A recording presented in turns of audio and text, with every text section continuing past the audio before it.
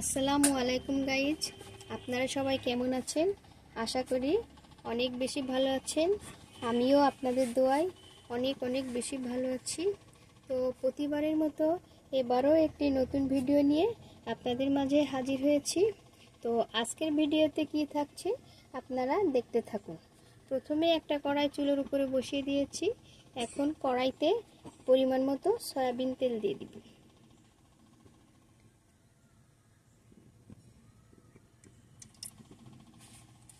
এবার আমি চিংড়ি মাছগুলো ভেজে নেব। আজ আমি পাট শাক ভাজি করব।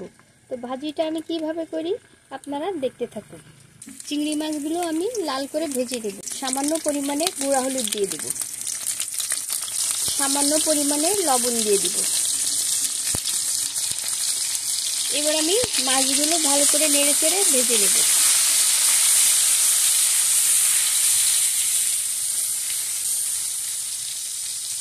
চিংড়ি মাছগুলো লাল করে ভাজা হয়ে গিয়েছে, এখন নামিয়ে নেব।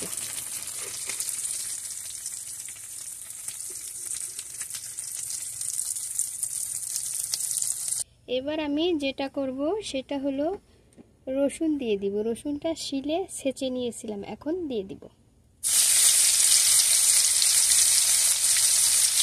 রসুনটা আমি ভালো করে নেড়ে চেড়ে একটু লাল করে নেব।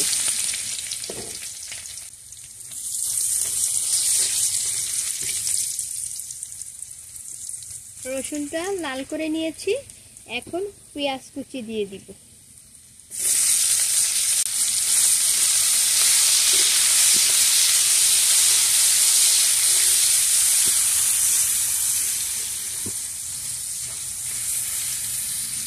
রসুন পেঁয়াজ ভালো করে ভেজে নেব। এবার দিয়ে দিব কেটে রাখা কাঁচা ঝাল।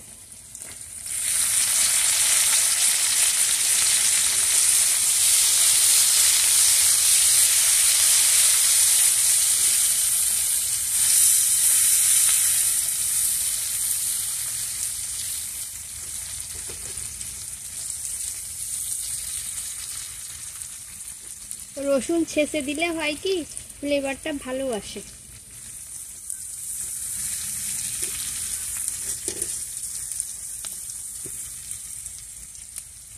এখন দিয়ে দিব ভেজে রাখা চিংড়ি মাছ।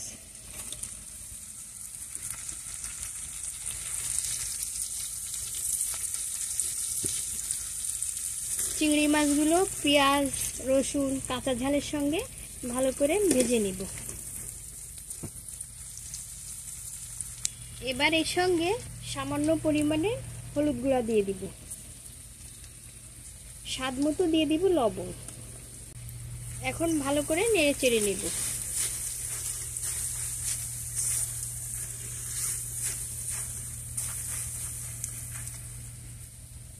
পাট শাকে আমি কোনো পানি অ্যাড করব না।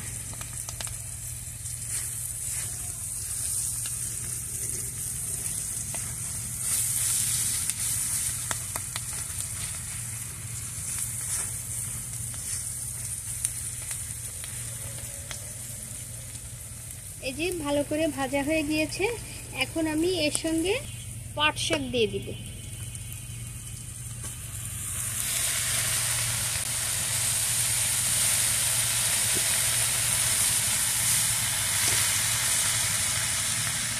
পাট শাকগুলো দিয়ে দিয়েছি, এখন আমি ঢাকনা দিয়ে কিছুক্ষণ অল্প আঁচে রান্না করে নেব। এখন আমি ঢাকনাটা নামিয়ে নেব। পাট শাকগুলো উল্টিয়ে পাল্টিয়ে দেব।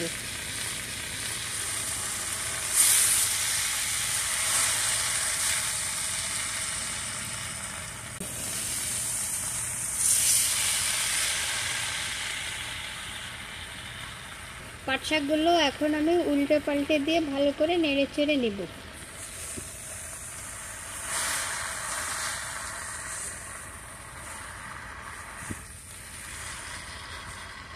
এই শাক থেকে যে পানিটা বেরোবে সেই পানি দিয়েই আমার ভাজা হয়ে যাবে।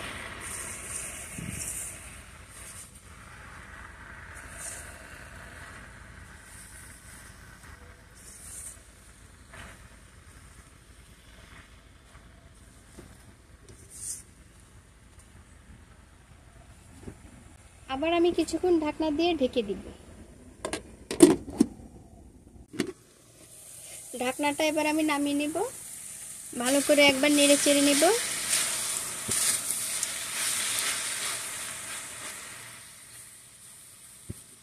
তো গাইস, চিংড়ি মাছ দিয়ে পাট শাক ভাজি হয়ে গিয়েছে।